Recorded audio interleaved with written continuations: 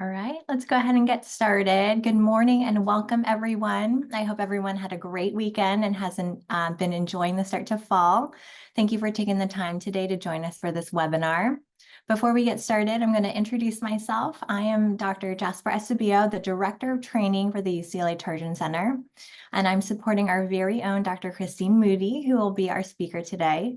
The UCLA Tarjan Center is a federally designated University Center for Excellence in Developmental Disabilities, or UCED, and your host for today's webinar. This webinar is part of our Access initiative, which stands for Advancing College Capacity for Equitable Student Access, or Success rather.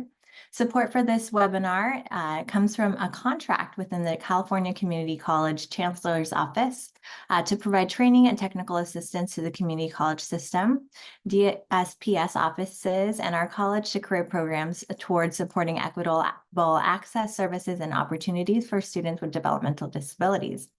With that said, the target audience and goal of today's webinar is college staff, instructors, and administrators. The content may be of interest to other professionals, families, and students themselves. Before we transition to the talk, I have a few logistical items to go over. We will be recording the webinar today, and it will be available for later viewing on our website.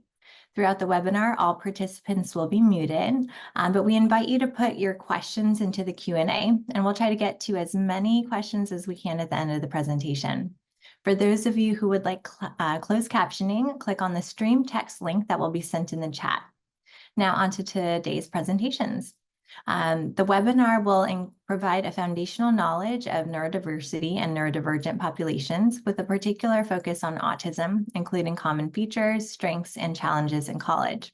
We'll also be sharing concrete strategies and considerations for teaching neurodivergent students at the college level, with particular attention to creating neuroinclusive classrooms, including universal design principles. The webinar will also apply the concepts presented toward navigating situations that faculty and instructors may encounter while teaching neurodivergent students. I'm grateful to our speaker today, Dr. Christine Moody, who leads the post-secondary education and employment initiatives here at the UCLA Tarjan Center. Specifically, she's involved with multiple partnerships with the California Community College Chancellor's Office and California Department of Rehabilitation, providing training and technical assistance to support those serving our young adults with developmental disabilities such as autism and intellectual disability in these systems. In addition to these roles, Dr. Moody is a director of research at the UCLA Peers Clinic, facilitating and publishing research on the efficacy and implementation of various peer social skills programs. By way of training, Dr. Moody is a licensed clinical psychologist, and she's been working with youth and young adults with neurodevelopmental disorders and their families for almost 15 years. Thank you so much for being here, Christine. And with that, I'll hand things over to our speaker. Thank you so much for that introduction, Jasper. I'm going to go ahead and share my screen and get started today. All right. Make sure I can see everyone. Okay. All right. All right. So thank you to everybody for being here. I'm so excited to speak with you all. As mentioned, the topic today, I'm going to be sharing information and strategies that might help faculty, staff, instructors who are working with neurodivergent college students towards the goal of being more inclusive. And so an outline of what we'll cover. First, I want to kind of give everyone a shared understanding of neurodiversity. I'm primarily going to focus on autism, but also give a little bit of information about intellectual disability and ADHD. And we'll dive into some of the common characteristics and strengths and experiences of these populations. And then we're going to move into universal design and set the stage really for the practical strategies that are likely to benefit all students, but especially your neurodivergent students. So here is diving into neurodiversity. Here's the Oxford Dictionary definition of neurodiversity. And as you can see, it's really defined as the range of differences in how each one of us and each one of our brains works and how we interact with the world. We're all different, and that's normal. That's to be expected. Our brains are not wired the same, and that's okay. I like to give an example here to really drive this home and help this feel more concrete. So some of us might like to listen to music while we study, or be in a coffee shop while we study, or have a TV show on in the background while we study. While some of us really benefit or need minimal distractions and silence. And that's normal. We all just learn in different ways. And I want to go ahead and open a poll here to start us off.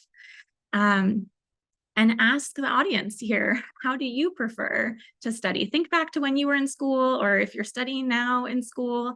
Do you prefer to have background noise or music? Do you prefer more of a quiet area? And the responses are coming in like wildfire here. Thank you all for participating. Wow, okay, so it's a pretty even split right now. We'll share the results in maybe 30 seconds, give everybody a chance to process and to think about it. So how you prefer to study. Everybody's different. I personally prefer a quiet area, but I've got many friends who prefer background music or noise. Okay, looks like the responses are slowing down. Again, still pretty even split. I'm going to give it another 10 seconds and then we'll share the results.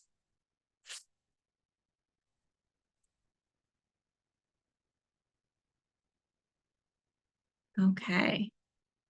All right. Ernie, if you can go ahead and end the poll and share the results here. Okay, so we've got about 43% of us here, 171, prefer to study with that background music and noise. And 224 of you prefer the quiet area, about 57%. So again, pretty even split. Is one way to study wrong? Is one way to study right? No, it's just what works best for us. And so this is a great example of neurodiversity at play. All right, thank you for participating in that. All right, so in terms of just continuing to talk a little bit about neurodiversity, in recent years, there's been growing movement behind this concept of neurodiversity. And really, it's been driven by amazing self-advocates with ADHD on the autism spectrum or with other learning differences. And the neurodiversity movement, as it has been coined, advocates that there is no right way for a brain to function, and that different profiles have benefits and challenges. And in this context, it's really important to understand the role of the environment and of society.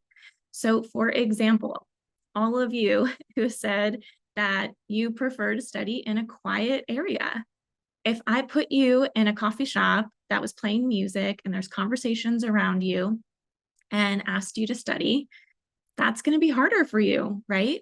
Similarly, those of you who prefer the background sound or music, kind of liveliness around you, if I put you in a silent, quiet room, that's going to be hard for you. So the neurodiversity movement is really pushing for classrooms, workplaces, social environments to be more inclusive of these different ways of being and of learning. And in this way, it's really aligned with the social model of disability. Some of you might be familiar with that. It advocates that disability often arises from the environment not being set up for success and inclusion of people with disabilities. And that contrasts with the medical model, which tends to work towards fixing, for lack of a better word, the disability, where interventions are given to the individual rather than focusing on changing the environment and changing cultural attitudes. So to see this in action, you can think about lots of different examples. When a public lecture does not have captioning available, for example, or the fact that K through 12 education norms typically require students to sit still at desks for hours straight. How school fairs or career fairs, job fairs tend to be loud and sometimes overstimulating and might not be accessible to everybody. How an interviewer who is hiring for, let's say, like a computer coding position refuses to hire someone who has all of the skills and would be very capable of doing that job because they don't make eye contact during the interview, and that seems odd. These are all circumstances where the inaccessibility arises from the environment or from norms and attitudes, where these individuals would be better able to participate, to demonstrate their capacity, and to succeed if the systems were set up differently. So this has historically led to exclusion and segregation, rejection of people with disabilities. Yet we know there's a myriad of benefits to inclusion that are supported by research for those, and those benefits are both for people with disabilities as well as those without. So I think this is important to really consider and for colleges to reflect on. Are there practices in your classroom or on events at your campus or shared common spaces on your campus? Are there initial reactions that maybe you have when interacting with students that might be placing unnecessary barriers to inclusion? And we'll be talking more about how to kind of change some of those as we move forward. So as I dive into these specific neurodivergent groups, I want to note that for the sake of this presentation, I'm going to be using mostly identity-first language when referring to autism. This is in fact, or is due to the fact that recent research indicates that most autistic adults prefer this language, though of course there are individual preferences. And I share this because many of you, like I was, might have been trained to use person first language when you were going through your graduate training. Language preferences change over time. It's important that we listen to the communities that we serve, and also that we always respect individual preferences when working with individuals. For the sake of this presentation, I'm going to be using that identity first language given the preferences in the community. All right, so let's dive in to kind of learn just about some of the common features and characteristics of these populations. So we're starting with autism, and diagnostically, autism is defined by two symptom clusters. So the first is those social communication differences. This includes things like difficulty using and understanding nonverbal communication, like tone of voice or body language, facial expressions. And that can often translate to these individuals being more literal or concrete, difficulty understanding sarcasm or difficulty recognizing subtle uncertainty in someone's voice. The social communication differences also include challenges with perspective taking or difficulties establishing and maintaining back and forth, reciprocal interactions. They may, for example, talk a lot in a conversation or maybe talk very little, neither of which stems off most of the case from being rude or wanting to be rude, but more from maybe not picking up on the subtle social cues that maybe you're not interested in that topic that they're super passionate about and really want to share with you. Or maybe they didn't understand that when you asked a question, you were trying to make conversation and that you were hoping that they'd give you more than just one word answer, right? They just kind of answered the simplest way, yes or no. And then the second cluster is those restricted or repetitive behaviors. This includes things like repetitive motor movements, rocking back and forth, or moving one's hands and fingers in a certain way. We know that these repetitive motor movements are often used by autistic people as a way to cope with big emotions, whether it's excitement or anxiety or frustration. And honestly, we all do this to an extent, whether it's tapping your foot, which I'm doing right now, or jumping up and down when you're really excited a little bit, or clapping. And it's just that the movements that are used by autistic people are often less common. Restricted repetitive behaviors also include having highly specific interests that are approached with a lot of passion, and it can also include repetitive speech or having certain routines, sensory differences. And more we're learning that neurobiologically, autistic brains tend to respond to and process sensory input much differently than non-autistic people. And so even if they are, in a classroom and regulated and paying attention, they might be doing a lot more work to really cope with and process and stay focused in the context of all the sensory information around them. All right, so though it's not part of the diagnostic criteria, I also listed a few common experiences here. So autistic people are more likely to experience social isolation, rejection, loneliness, co-occurring mental health problems, executive functioning difficulties, and they're more likely to have challenges with metacognition or the ability to reflect on their own thinking and learning processes, difficulty seeing the big picture, recognizing what's important, instead getting lost a little bit in the details, not seeing the forest for the trees. So additionally, autistic people have higher rates than the general population of physiological symptoms like sleep problems, gastrointestinal distress, menstrual pain. And obviously all of this can really interfere with academics and is important to consider when serving this population. So in a world based on the medical model, where so much of the conversation is about challenges and deficits or differences, but not on the strengths associated with these groups, I really want to pause and also spend time talking about the strengths. So these are some of the strengths that are pulled from research, captures the perspectives of autistic adults themselves, their family members, their teachers, professors, their employers. And as you can see, there are some really, really wonderful strengths that emerge when you take the time to look for that. Honesty, memory, attention to detail, more stronger visual acuity, analytical skills, efficiency, persistence, specialized knowledge, creativity, loyalty, love of learning. So I really hope that you can walk away too with understanding some of the strengths in this profile and seeing these strengths in your students. All right, so some of the other neurodivergent groups to kind of think about.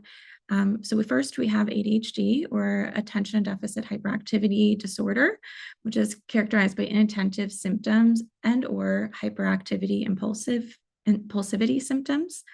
In that inattention cluster, that might include things like difficulty sustaining attention over long periods of time, but also includes things like forgetfulness or missing details, challenges kind of finishing tasks or with organization, and also difficulty kind of ignoring like things that are happening around you, being pulled out of your train of thought, with a distraction.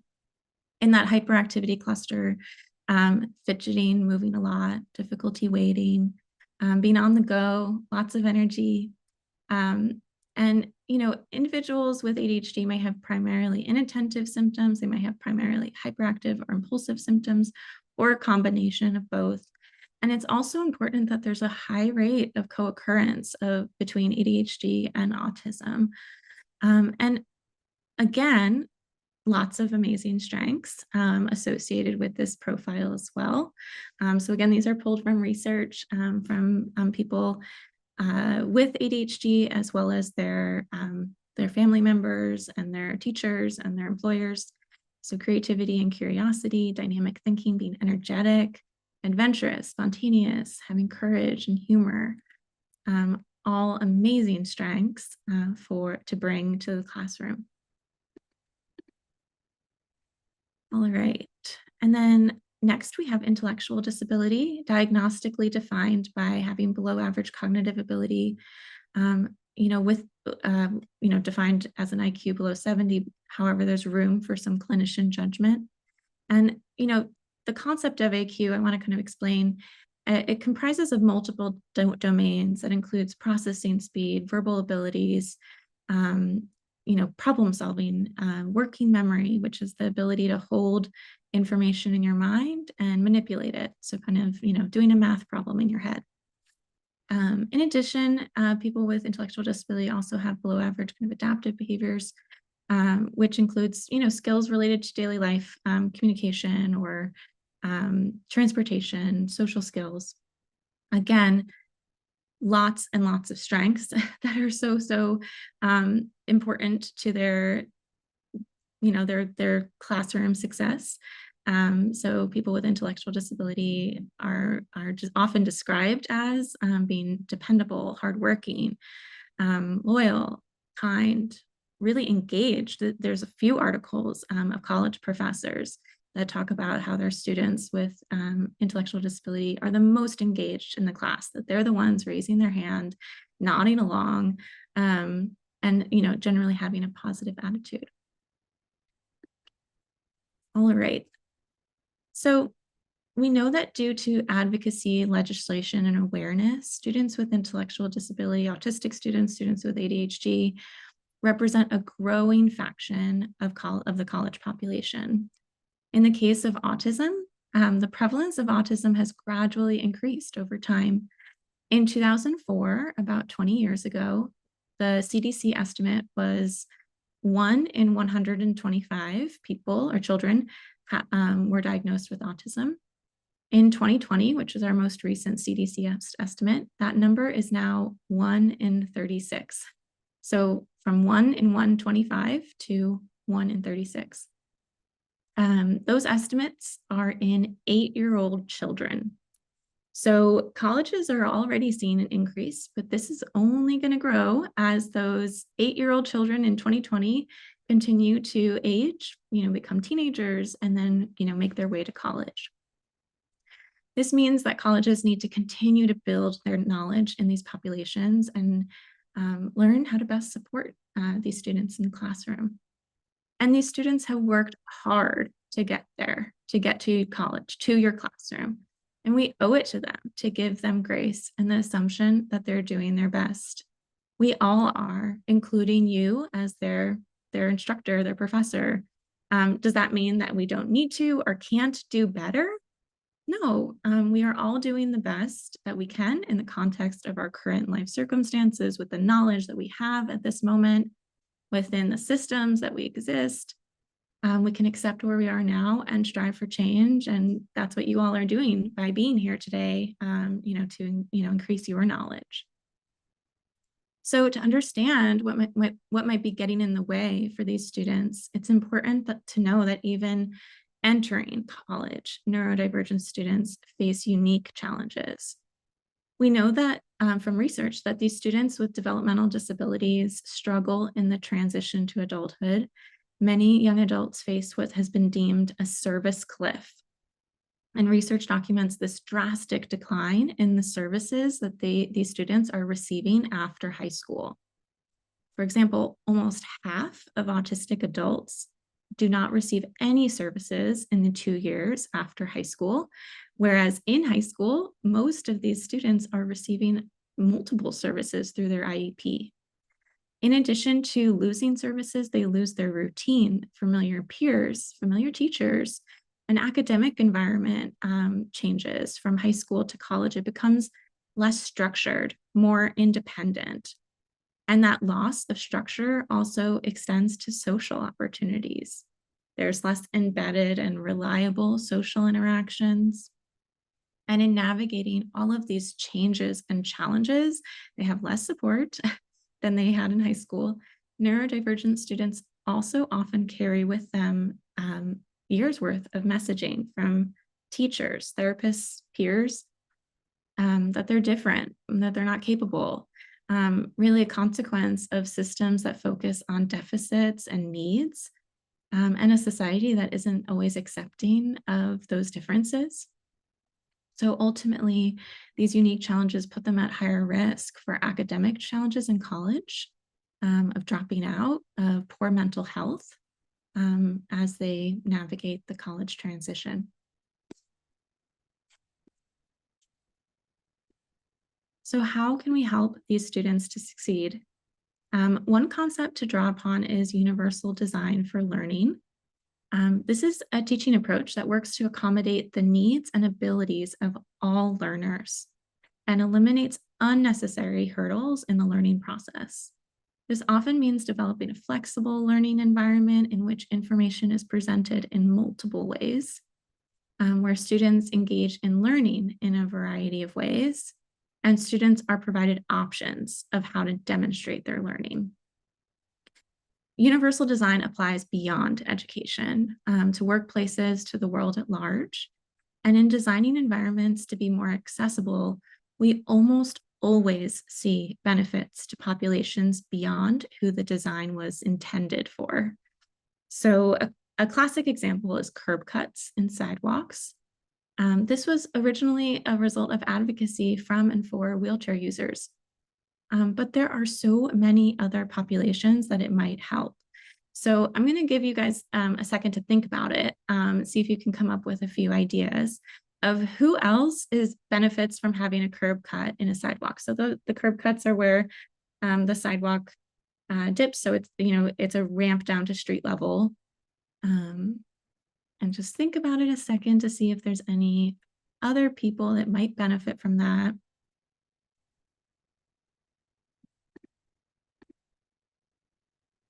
Okay, I see a couple people putting in the Q&A ideas, so I love that. Thank you guys. So people are saying strollers. So yeah, people with strollers for their children, elderly individuals who might have difficulty stepping up, absolutely. Kids on bikes or any bikes, yeah. People pushing carts. Some people use like carts to, for their groceries. The blind, yep, that definitely. Let's see. People with mobility challenges, delivery people. Yes, that's a really big one that people often don't think of. Yeah, delivery people, like an Amazon person with the hand truck with all their boxes piled up on it. They're gonna look for that curb cut, right? People with suitcases. If you're going to the airport or getting, you're gonna look for the curb cut often too. So absolutely. So those are definitely some great examples of how accessibility is benefiting many people. Closed captioning is another example. So, perhaps initially designed for people with hearing loss, it also benefits so many others. People who have a sleeping partner or a sleeping child in the room with them and, want to turn down the volume. Students without disabilities, for example, more than half of neurotypical students say that they use closed captioning when it's available, and say that it helps them to focus and to learn and retain information. Also think about, if you're in an airport or a bar, closed captioning is always on. It's hard to hear the sound, but or at the gym, but you can be watching TV and reading the captions. Absolutely. So accessibility really benefits all, and we really want to hammer that home to you guys. All right.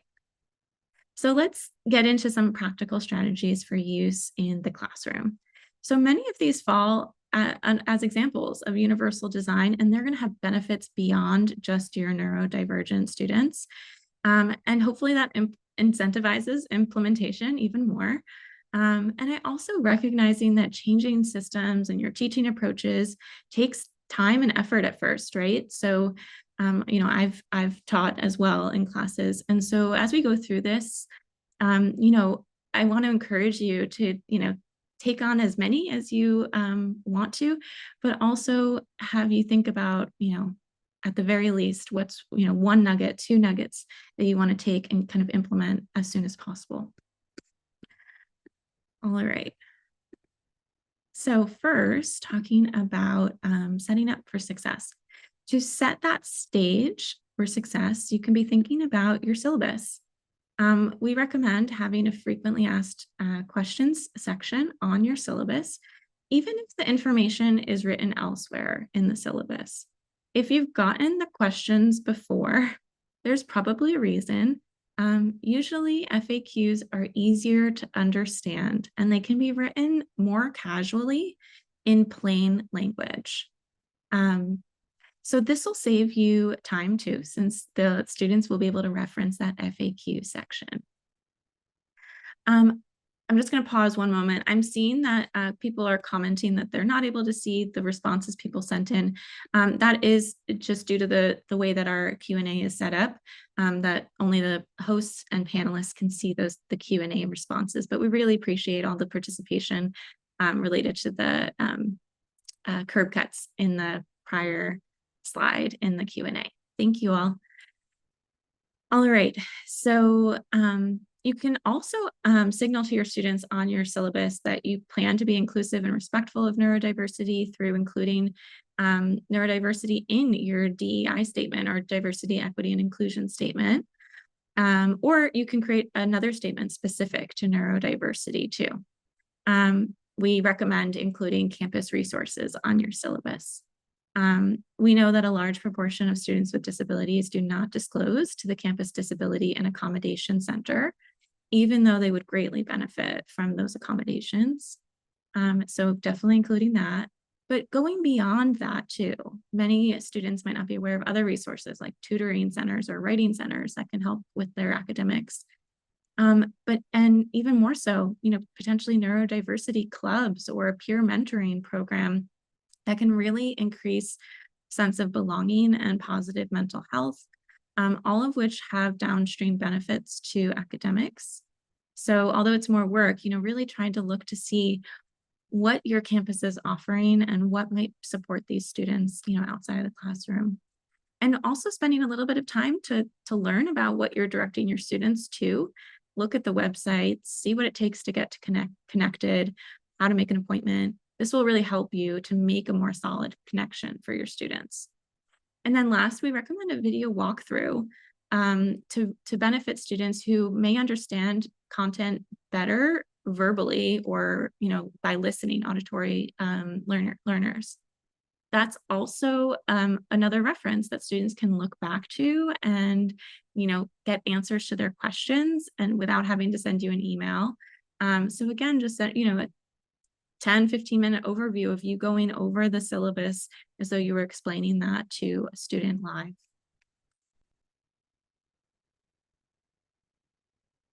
All right, next to your first day in the class. So you can establish classroom norms. This can include what students can expect from you.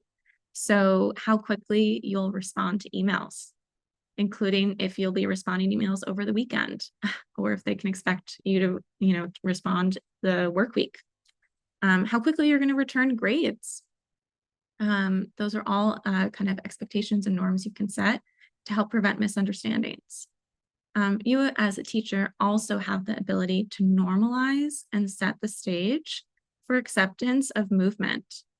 You can say something like this, I know that everybody learns differently. And some people might benefit from standing or from fidgeting or stimming, whether that's twirling your pen, tapping your foot, playing with a fidget spinner. That is okay with me. My goal is for you to learn. If you need to stand, please, be sure to do so on the sides or in the back to not block anyone's view. If someone is fidgeting or stimming near you and it's distracting to your own learning, feel free to move seats quietly to another area in the class. And if it continues to be distracting, please come talk to me after class. We'll work on finding a solution so that everyone is comfortable and everyone can focus. You can also establish norms and expectations on participation. So addressing ahead of time. You have a lot to cover in each class and want to be sure that they all get the content. So sometimes for sake of time, you might not be able to call on everybody when they have a question, or you might not have time to answer every question. But you are available during office hours and by email to answer any lingering questions or to clarify things further. So again, kind of stemming off, creating an expectation that there might be times where you have to say, for sake of time, I'm not able to answer that question, or we're going to move on. So that's something that can be helpful as well. And then last, many professors include some sort of introduction to make sure that we're creating respectful environment. And this can be a good time to also mention sensory considerations. You can encourage students to be mindful that everyone has different sensory preferences and sensitivity, and that you'll ask students to refrain from wearing heavy colognes or perfumes or eating strong or foods with strong odors while in class. And you can mention that some students may need additional sensory accommodations related to sound or lighting. And if that's applicable to you, they can come talk to you or to the campus disability services offices. And those efforts really will show that you're aware and care about neurodivergent student needs. All right, so as I mentioned before, one of those diagnostic features of autism is those restricted or repetitive interests or behaviors. And that includes those repetitive movements, or as the autistic community often calls them, stims or stimming. So here's a definition: a repetitive, usually rhythmic behavior commonly expressed through body movements or vocalizations. So physical body movements are the most common, but there can also be verbal or visual stims. And as I mentioned on the previous slide, you can reference stimming directly when you set norms in your classroom. Some instructors I talk to are unsure about how to handle stimming in their class. And I think people have reactions to stimming because it's different or unexpected. They don't understand it. Sometimes it looks like it might be uncomfortable. What's important to know is that autistic adults describe stimming as comfortable, as calming, a way that they can stay regulated, a way that they can stay focused when there's a lot of sensory input going around them. It can be a coping tool in response to sensory overload, in response to big emotions, as I think I mentioned before. And if it's helping them and not hurting others, who are we to say that they can't or shouldn't stim? And I've included some quotes here from autistic adults about stimming. For those of you who might have seen someone stim in class or in the library, I hope that this context helps you understand that those movements are likely helping that person. Just like listening to music for some of you helps you stay focused. Unless there's a safety concern where the person is physically hurting themselves or someone else, or the behavior is significantly disruptive to the learning environment, there's generally no need to intervene.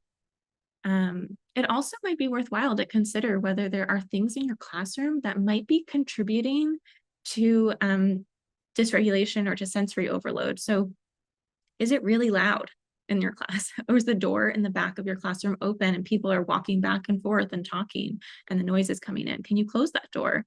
If there are overhead fluorescent lights, can you dim some of them? Since that can be a sensitivity for many students. So again, I just hope this gives a little bit of context from autistic adults themselves about what purpose stimming serves for them. Again, it's particularly highlighting, this, I find that stimming improves my ability for active listening. Any sort of cognitively demanding task will unconsciously involve me stimming as I work through the problem. Stimming helps keep me calm. It cuts down what is going on around. It helps me focus. So again, you can see how that would be helpful in an academic or learning environment. All right. So another difference too that we might want to think about, accepting is eye contact. That's another place where I think people have reactions to, that many autistic individuals don't give typical eye contact. And in our culture, eye contact is sometimes seen as a way of showing that we're listening, or it can also be seen as a sign of respect. And again, I hope that when we understand a little bit more about those differences in eye contact, which I'll show some quotes on the next slide too, we can also think about how it doesn't really have to affect the interaction. There are many ways that people show us that they're listening. They can do this by responding to us verbally. They can be nodding along. They can be asking follow-up questions. They can show, interest through, saying or facial expressions. And we really have learned from research that eye contact can be profoundly uncomfortable for autistic people, some autistic people, and actually gets in the way of their focus, their interactions, making it harder for them to listen to what you're saying. And although we don't fully understand the reasons why, one hypothesis might be due to those differences in sensory processing. So here are some quotes about how, first, individual perspectives, individual autistic adults about what eye contact feels like for them. And I hope that if you have a student maybe who's doesn't make eye contact with you during office hours or while asking a question, they come up to you, if you're working in the financial aid office and they don't make eye contact, and I hope that you can hold this in mind, and also hold that eye contact is not necessary for a good two-way conversation and communication.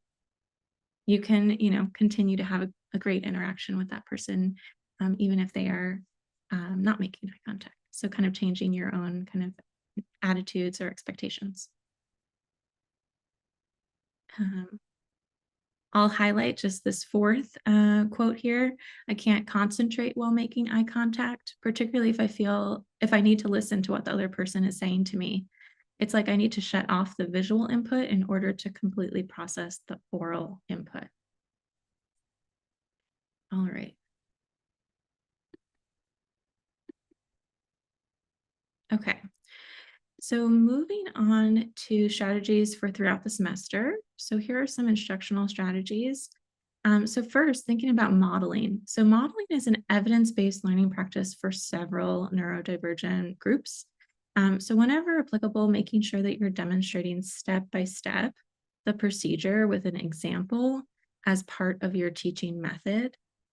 So for example, rather than just giving an Excel formula, open up Excel, demonstrate how to use that formula, how you select the cells as needed. Providing materials in advance can help students who may process information slower, allows them to come to class with a basic understanding that they can then enhance through your teaching and with questions that they have.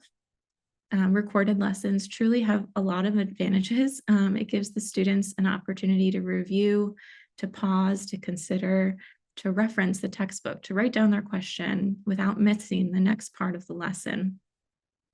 It allows students who might easily get distracted to rewind and to re-listen. It makes students more independent as they don't have to come to you to re-explain things. For autistic students in particular, non-literal language like metaphors or idioms, cartoons, can all be challenging. I know that this can help other students, though, to have some of those analogies or a visual cartoon to kind of break up the lecture. So I'm not saying to not use them, but be thoughtful about your use and make sure that you also provide a clear kind of plain language explanation in addition to that, those metaphors or idioms or cartoons. Gamification in the classroom is just like it sounds. It's bringing elements of games to learning. This might include awarding points or badges or having groups work in teams with assigned mascot names. You can have fun with it. There are online platforms that professors can use as well, like Kahoot. And your campus learning management system might also have features that you can explore. So continuing with some instructional tips, making sure to do more than just lecture, pausing for reflection, discussion, learning activities, questions, quizzes. Can ask students to create a diagram, adding visuals to map the most important events in the civil rights movement, or if you're in a psychology class, having them pause to think about an additional example of an attribution bias. This will not only increase attention and engagement, but also help you check for comprehension. Autistic students in particular may struggle with recognizing the big picture or what's most important. So think about how overwhelming that would be in a college class that has a whole textbook, a ton of reading, lots of slides, and you feel like you need to know and memorize it all. That would be really, really overwhelming. So you as their teacher can help. You can bold key terms on your slides, or you can include takeaway or summary slides to help them pull out the most important themes. You can create an outline that helps them see the most important concepts, clarify what are the big headers, and then what are things that are more like sub bullets, or what are things that are not on the outline. You could give them a handout to complete for each chapter that asks questions about the most important concepts in the chapter. Some textbooks even have that built in, but AI can also help you create those. Next, I mentioned, including written format, verbal format, visual format. That can be really helpful. I know I struggle with this because you don't want your slides to be overwhelming, but you also want your slides to have all the information needed. So this will not only help students in your class who are more visual learners to see the written or visual instruction, but also help auditory learners who are hearing you talk through it. It'll enable students to review the written content later. Also help students who miss class due to other circumstances. And then whenever applicable, citing and studying neurodivergent and disabled figures when considering diversity issues, considering and including the disability rights movement, disability justice perspectives, representation really matters. All right, so in thinking about how you structure your class assignments and grading, I also encourage you to provide clear instruction, checklists, rubrics. ChatGPT can help you with this and other ideas I've discussed. You can reference, I believe that in one of our Access webinars last year, led by Lori Cooney on inclusive instructional practices, she talked about a lot of AI and technology tools, so I encourage you guys to review that. It's always better to give more detailed instructions than not detailed enough. This will help clarify expectations, help students with executive functioning challenges or ADHD organize themselves to be able to really showcase their knowledge to the full extent possible. So the example I like to think about here, I think helps drive this home, is the idea of like a reflection assignment. So I know I was given that assignment in college and graduate school to write a reflection on a reading. So that is a pretty abstract term or a pretty vague term. And so, if you're assigning that to your students and not giving further instruction, you might be grading them on, their understanding of what that means. So what is a reflection? How can you make that more clear, more detailed? Maybe you give more concrete questions that can be, examples of how you might reflect. So what do you think was most important in this reading? What was surprising to you in this reading? How does this reading relate to other things we've learned in this class? So that's an example just about, and then it also how long, the other details, logisticals, how long should your reflection be?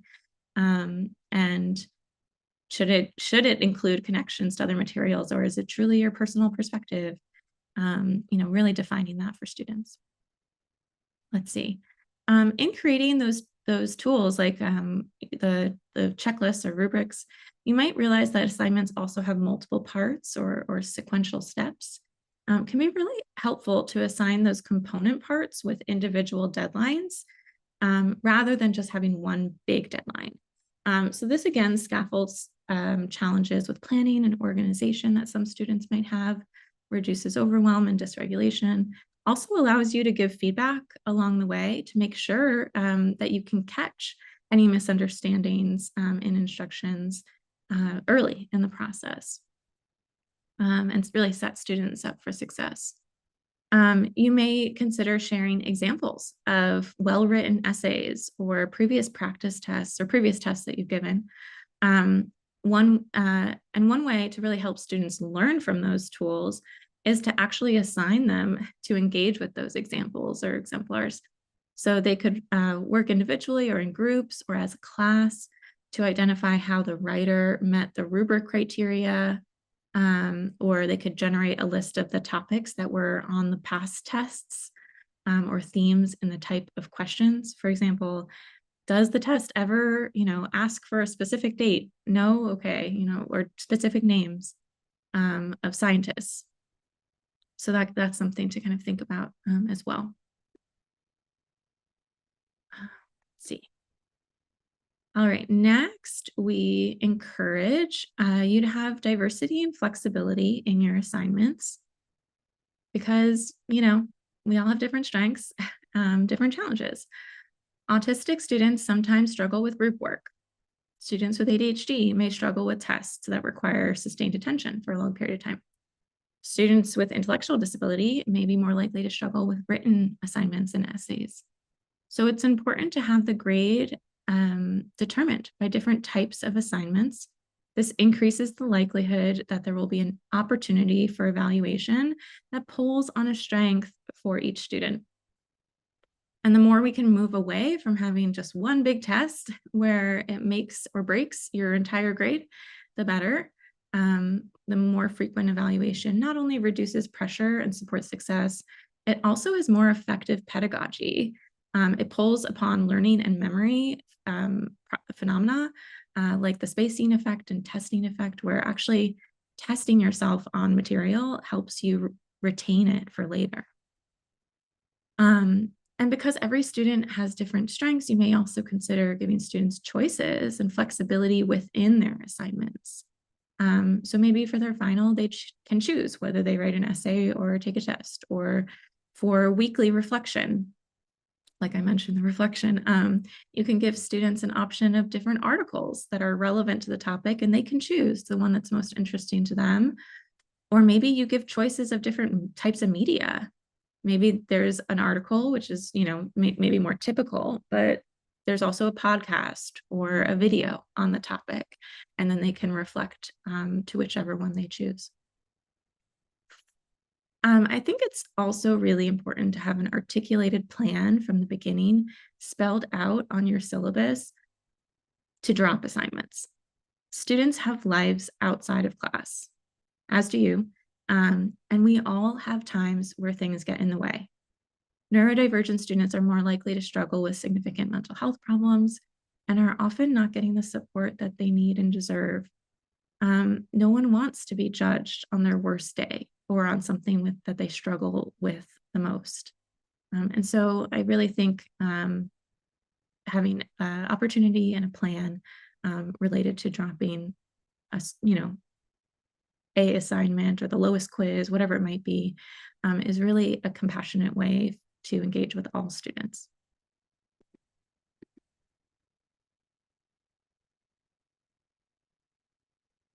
All right, let's see. All right, so social interactions is our next big category. And so just like all of the things that I've mentioned before, these strategies are examples of universal design where when you implement them, they will be implemented for the entire class and are going to really benefit neurodivergent students. However, they are also going to have benefits for everybody. And an articulated plan to drop assignments, as I just mentioned, is going to benefit students that have, mental health challenges come up, at some point in the semester, or maybe, they end up needing to care for a family member for a week while they're sick, whatever it might be, having that articulated plan is going to help everybody. All right, so social interactions. This is sometimes problematic for autistic students whose social communication differences can get in the way of forming connections in the class with both the teacher and their classmates. However, we know that those student-teacher relationships are important for learning, and you may consider ways to form connections with your students or learn about your students prior to the first class or in the first week, potentially, of the semester. This could be, all sorts of things. It could be a shared discussion board online where they share a study tip with everybody in the class, or it could be an assignment that they submit just to you where they share why they were interested in the course or what they hope to learn. Could be a survey that you send to all students in the class where you ask them about their learning preferences. And you can also, model this. You can share a bit about yourself in your first class. and, your passion for the subject. Having another point, having in-person and virtual office hours can be helpful. It can make the office hour more approachable for students who may have anxiety or feel self-conscious about asking questions. Because some students do not like asking for help, it may be helpful to incentivize coming to office hours. Maybe students get an extra credit point for initiating out of class contact with you.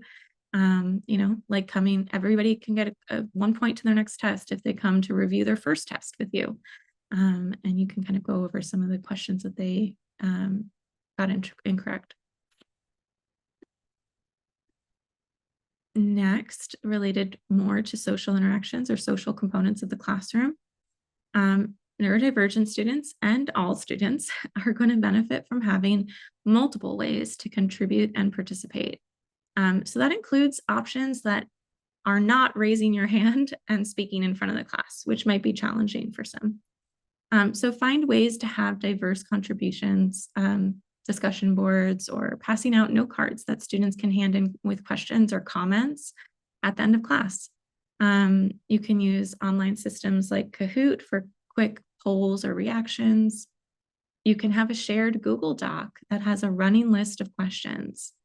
That way you can return to it later and answer to everybody's benefit. Students could also answer each other's questions as long as you're there to kind of oversee the accuracy. Now, you may also have students who contact you too frequently or raise their hand many times in class, or overstay your office hours. Or I've even, talked to instructors whose students find them outside of office hours. Sometimes this can happen with students on the spectrum because those social communication differences mean they struggle to pick up on the unwritten or unspoken rules of etiquette.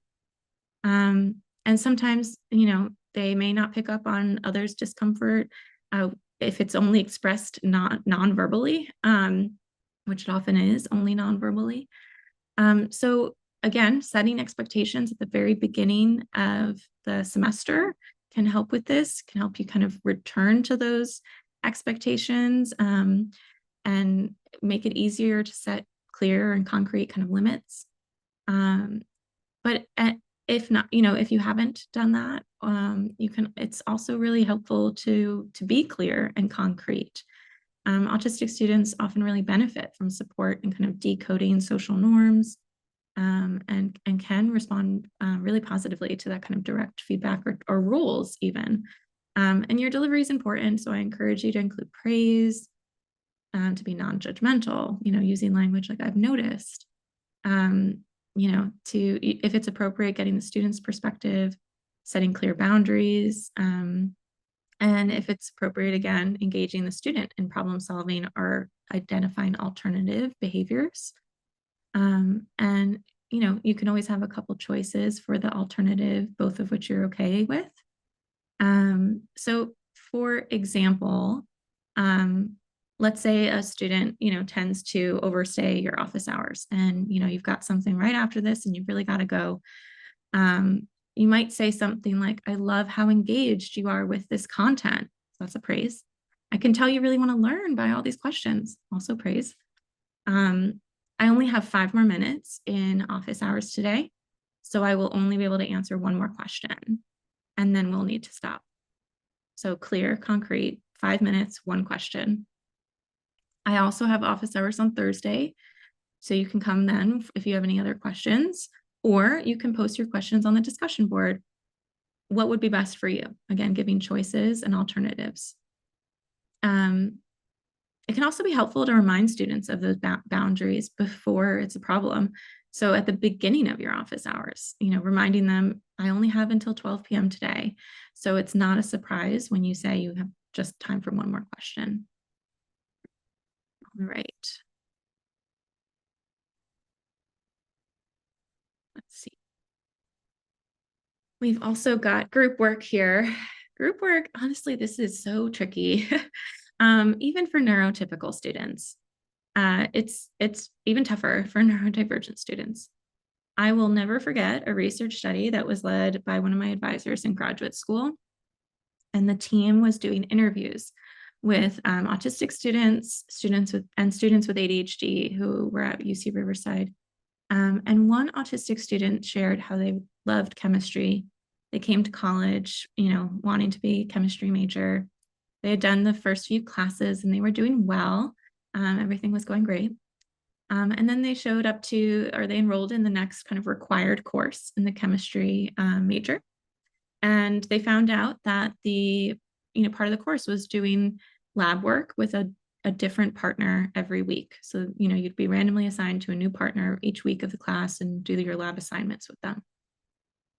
The idea of this, of doing group work every week, navigating that social interaction with a new person that they didn't know every week, was really overwhelming.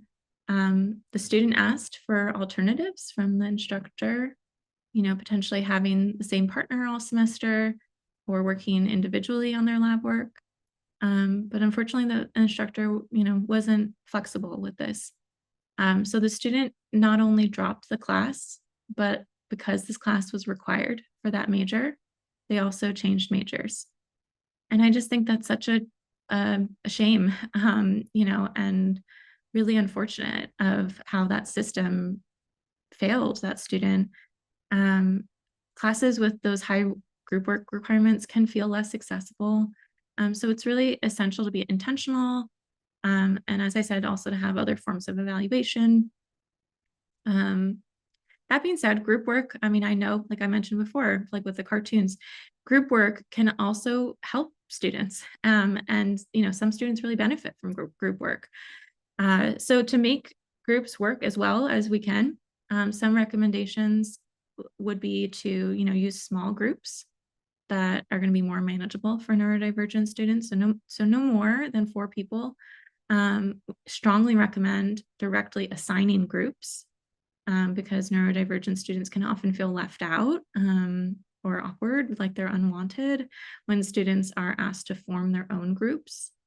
To do that, to assign groups, you might want students to report on their strengths, on their schedule, how they like to work in a group, what types of group partners they think they'd work well with, questions about whether they prefer to have a group leader to be more collaborative, whether they want to meet to do the work in person together or to kind of do assignments independently and then only just quickly check in. That could be through like a little survey that you do, to help you determine these groups or set up groups that are more likely to be successful. You may also want to ask in that survey for kind of feedback on prior experiences in groups. That can, you can acknowledge when you start group work that some students have had bad experiences with groups. And you can take that feedback in your assignments and how you're monitoring to inform the structure you create and have a class discussion even about solving some of the problems to create a shared understanding among all the students. It's also important to consider ways you can make the group work more structured. So whether that's assigning roles or creating steps for the group to move through, giving guidelines for the group members to follow, setting aside class time for group work, or potentially even recommending a specific meeting schedule, like you expect all groups to meet once a week, whatever it might be. You may consider finding ways to have students work together while still having individual components so that the grade is not entirely reliant on the group process. If the assignment is to create a business plan, for example, for like a new consumer item, maybe everyone contributes to the discussion, but each person is in charge of a different part of the business plan, from the need for this product, the product design, sales strategy, pricing, and, part of that grade could be the group grade on the overall proposal, but then individual grades, for the component that the student was in charge of. If the group work is, conducting and reporting on like a small scale research experiment that you do in a science class, the individual component could be writing a proposal for future studies based on those findings. So again, kind of taking the pressure off of the group work. Last, if you're breaking up the assignment into interim deadlines or providing in-class time, you can be monitoring those group interactions. You can create a system where students can give feedback on the group process. And the goal is not to have students talk negatively about other students, but to allow students to share their experience. It can be something simple like a thumbs up or thumbs down, or a list of checkboxes that they can select as going well or having challenges with. So those are all things to kind of consider. All right. So although some of the strategies we've talked about today will hopefully reduce barriers and allow everyone to access the curriculum, as in this far right green chalkboard that is made bigger and lower, there are still going to be circumstances where your students will need accommodations to be able to access the curriculum equitably. We want students with accommodation needs to feel welcomed, to feel supported, not like they're a burden, as that can only increase shame and stigma and reduce help seeking. So really encourage everybody, particularly people in faculty instructor roles, to approach accommodations with that welcoming attitude. And these are some common accommodations that neurodivergent students often receive. Per research on a national level. So quiet testing locations, extended time, note-taking, preferential seating, sensory accommodations. And every college has a DSPS office. It might be called something else, but an office that serves students with disabilities. And so I also encourage, you all to view them as partners in this work, and resources as well. All right, so here are some examples of things that maybe what I've been told, of things that professors notice or, ask me questions about. These are all ways that neurodivergence might present. Some are more applicable to certain diagnoses. And I think it's important to consider how you might first react, or normally interpret that behavior. And, really think about, checking that for a moment, and thinking about the underlying, reasons why that might be coming up. And to do that, I'm going to present you guys with a framework that was developed by an autistic psychologist, Dr. Wendler, and use this framework to look at those behaviors that you might see in your classroom. So first, noticing your reaction, that's always important. But then second, assuming good intentions. Asking yourself, why might this be coming up, or why might this behavior be happening? Usually there is a need or a misunderstanding that you can clarify. There may also be an opportunity for you to accept those differences, like I mentioned before with the stimming or the eye contact. So you can, if you find a need, find a misunderstanding, you can address that, or you can accept differences as well. So examples, if a student's really distracted in class, they seem like they're not paying attention. It might be that the sensory stimuli is overwhelming. There may be a need that they have, to help reduce some of that sensory overload. Can we close the door, out to the hallway? Can we lower the blinds so that you don't see people walking back and forth through the windows? That could be really distracting. Another example, let's say a student's like emailing you repeatedly with questions, and one night you get 14 emails from the same student, all with different questions, and by the morning student sends you another email kind of angry or upset that you haven't replied yet. So again, assuming good intentions, they really want to learn, they're really engaged, they've got lots of questions. They ask, why would they do this? I'm sure that you as a teacher have told them, to ask questions, right? And so there might be a misunderstanding in what they expect from you. And so you might need to clarify, your response time, or and how, your working hours, for example.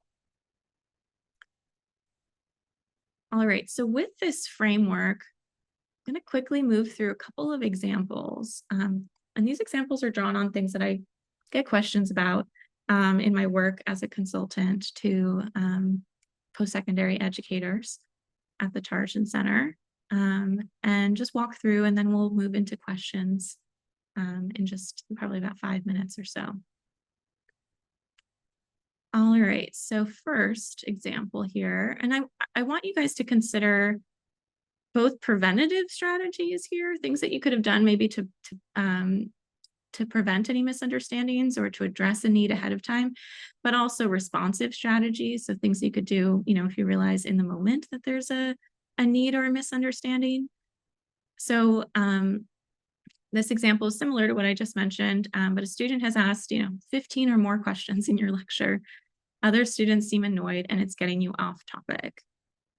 So very understandable, you've got a lot of content to cover, and you may want, how many more slides you have left in your deck, but your students don't. So this might be a misunderstanding. And, I'm sure every single one of you encourages people to ask questions. You might pause even in your lecture to allow people to ask questions. And the student's just taking you up on that. So again, we can think about the preventatives, setting expectations at the beginning of the semester that you might not be able to answer everyone's questions in class. Using in the moment, you can praise, set a boundary, offer those choices for alternative ways to get their questions answered. You can have a conversation after class with them. Again, with that praise, you're so engaged. I love it. And I bet other students are really benefiting from the questions you're asking. But sometimes when we spend more time on questions, it means I don't have time to go through the rest of the lecture. And it's really important for me to cover everything, since these will be the question part of the content on the test. And so you're confident in these skills beyond my classroom, like especially if you're doing like a career technical education class, you really need to make sure that they're confident in the skills you're teaching. So you can say, moving forward, I won't be able to answer, more than, 4 questions per class. But let's set up a system, so that you can have your other questions answered. Would writing them down work? Would a Google Doc work? Whatever it might be. All right. Here's our next example. So a student comes to your office hours distressed, demanding you tell them what's on the test. They say there's just too much reading, too much to go over, too much to study. And they're kind of upset, overwhelmed. So let's see, assuming good intentions, they're there, they're asking for help. They are coming to you as their teacher. Why are they doing this? They want to do well. They want to, succeed in the class. And what's the need? They're overwhelmed. They need support in organizing. Maybe they have anxiety. Maybe they're struggle with kind of parsing apart, the big themes from the details. And so what are some things, you can do to meet that need, right? Maybe you model going through one lecture with them and like creating an outline or how you might suggest they review. Maybe hopefully you've like preventatively, maybe you've bolded key terms or you have a summary slide. And so you can refer them to those. These are the most important things to study. Maybe you've given them a practice test. You can also refer that.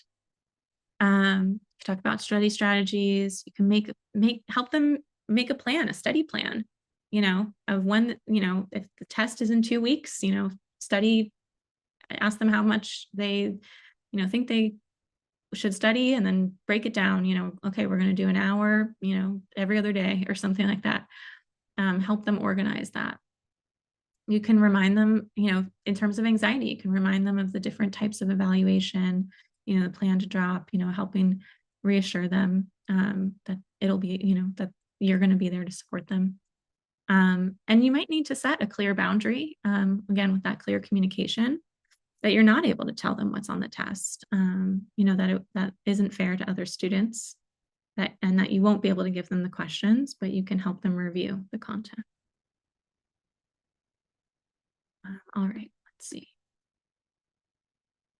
So, all right, last example here before we dive into our questions. A student is consistently rocking back and forth in class and sometimes moves his hands and fingers in an unusual way.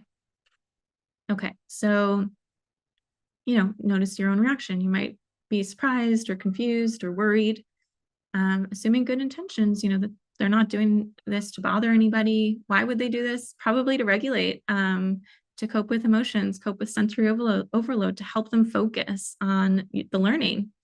And so, what can we do here? Usually the best course is accepting differences when possible.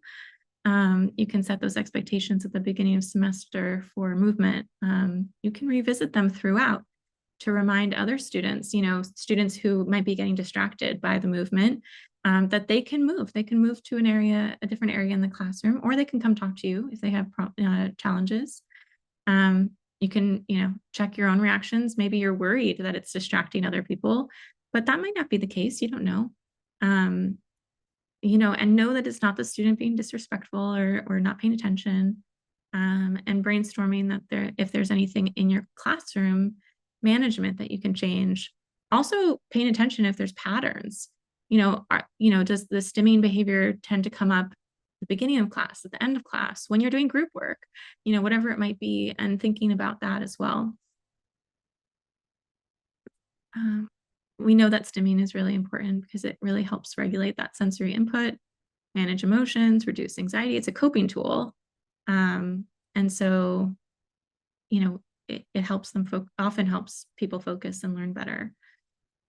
If the stimming becomes really loud or very disruptive in a certain way, maybe the chair is scratching against the floor or flapping or moving the hands hits the table, definitely can consult with your DSPS office on how to approach and how to find solutions that reduce distraction. Again, the bar is if it's really disruptive to the learning environment or safety concerns, obviously. Okay. All right, so that is the end of my content for today. Would love to hear in the chat or in the Q&A rather, people can put in too if they have actions that they want to take from here, or are going to take from here, from this lesson to their work, but we'll also dive into questions. Pass it to Jasper for that. Great. Thank you so much, Christine, for that wonderful presentation. I really appreciated the structure and scope, suggestions across instruction, structure, assignments and grading, as well as social interactions. I found that to be very helpful. I also love that framework of approaching any potential concerns with compassionate curiosity. I think it's a great way to approach most aspects of life. So I'm going to give our audience just another moment or two to enter their questions. We have a couple themes and things that I was able to pick up across or during the talk, but I encourage our audience to continue to submit their questions. I'm seeing a couple quickly getting added, so please keep them coming. I think, Christine, I'll start off with maybe just rewinding, bringing us back. And today's lecture is on how we can support neurodivergent students with a focus on autistic students. But there was a question about learning types. Can you give us a little bit of information on the differences between learning types and different diagnoses or the types of students that we might see and how we support both, but also by clarifying what we mean by learning styles versus, neurodivergence broadly? Yeah, so neurodivergent. So as I mentioned in the very beginning, neurodiversity refers to like the wide range, full range of how our brains operate and how we interact and view the world. And so that really encompasses a really broad spectrum of things, of presentations, it can include differences in how we learn, learning disabilities, can include specific diagnoses, neurodevelopmental disorders, which we focused on today. I will say, so within like the learning types, there are, you know, people who learn more through or best through, you know, an auditory mode or from a visual perspective. That is, I would say, is not, it's not like a diagnostic criteria of any specific um, uh, diagnosis, neurodivergent, you know, neurodivergent population like autism or ADHD or intellectual disability. There can be patterns, though, in that. I would say that, um, you know, people with intellectual disability sometimes, you know, are more often to kind of do best with auditory input. But that doesn't, that's not like a rule. It's just, you know, a pattern. And so I kind of see them as two separate constructs. Like, you know, you're learning how you best, you know, learn information. There's also kinesthetic learners. So people who learn best through kind of applied or hands-on tasks. So that's kind of like one construct, and it can overlap and be distinct from, you know, a separate kind of construct of, you know, a specific diagnosis. Yeah, great question. Great. Thank you, Christine. And also, I'm seeing a couple questions on how we can support different learners if their needs, for example, when stimming, or if they have different you know, accommodations that they need, are seemingly competing. So if a student is hypersensitive to noise, but then maybe another might be engaging in some stims that are potentially more disruptive or louder to other students, how can instructors be accommodating to both types of students within the same space? That is such a good question. I do think it's a challenge. I think it's not an easy, there's not an easy answer to that. Because we are all different and we all learn differently. And the spaces that we, you know, like succeed or are most comfortable in are different. And so, you know, I think that in terms of the recommendation that I shared around setting, kind of sharing and setting expectations and norms and opening the door to those types of conversations in the beginning of your class can be really helpful. You know, you can talk about how we all learn differently, and, you know, some of you might really, you know, benefit from movement, or some of you might, you know, really benefit from having, you know, fidgeting, or some of you might really like it to be absolutely silent, and that's hard in a classroom with other people. And so, you know, you can invite people to come talk to you if there's any concerns about, you know, differences in their needs or learning preferences, so that you can troubleshoot or brainstorm with them, or, you know, also, you know, invite or reference, you know, that they can go to the disability office on campus, you know, if there's any sort of accommodation that might be needed.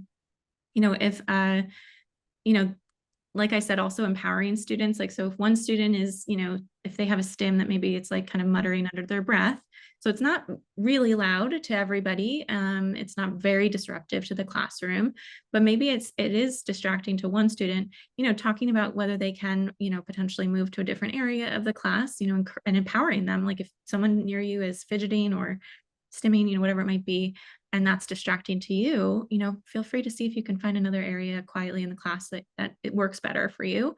If that doesn't work, come and talk to me. You know, potentially there could be solutions, you know, through DSPS to, you know, noise canceling headphones, or you could use a microphone so that they could be, they can kind of get like your audio, but kind of be tuning out other students around them. You know, so there are different like creative ways to kind of go about that. And there's no like one size fits all answer, but I think it is definitely something to consider and to think about, because sometimes students do have competing, you know, preferences or needs. Right, right. That's very complex. But I like, as you had framed it, Christine, that we are modeling both acceptance and problem solving, because we're all in this together. Everyone has different needs, right? If you need a person like myself, right? I think both Christine and I talked about how we like to work in silence.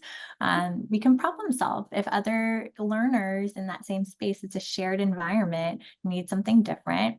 It doesn't make it a problem or an issue. It just means that this is something that we want to figure out together. So I like that approach of figuring it out together, or maybe we need to consult with the DSPS office and see if there are other things that off the top of our head we can't figure out.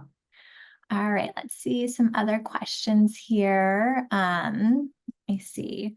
I see a student speaking about headphones, asking about how to talk about that as a student with instructors. That maybe that the student needs some noise canceling headphones, but doesn't want the instructor to think that they're tuning them out. How might some students approach those kinds of conversations with their instructors? Yeah, that's such a great question.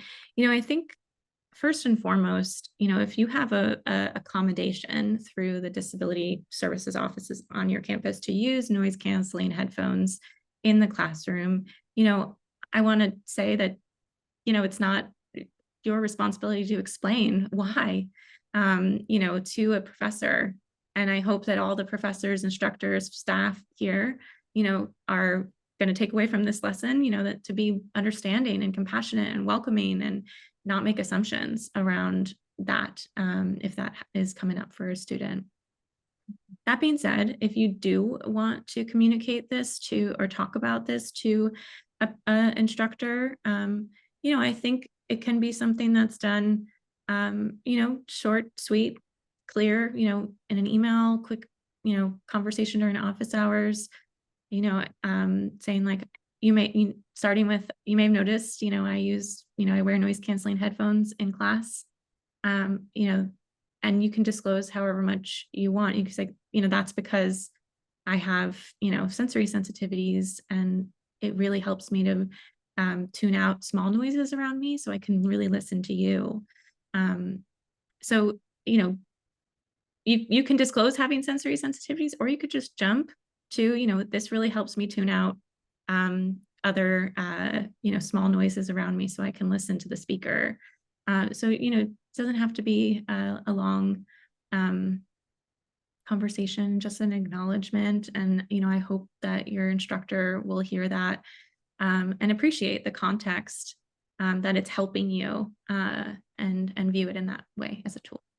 Absolutely. Right. So encouraging all of our learners here to advocate for themselves, and doesn't mean that you have to disclose anything, but really just advocating for how you learn or what your preferences are.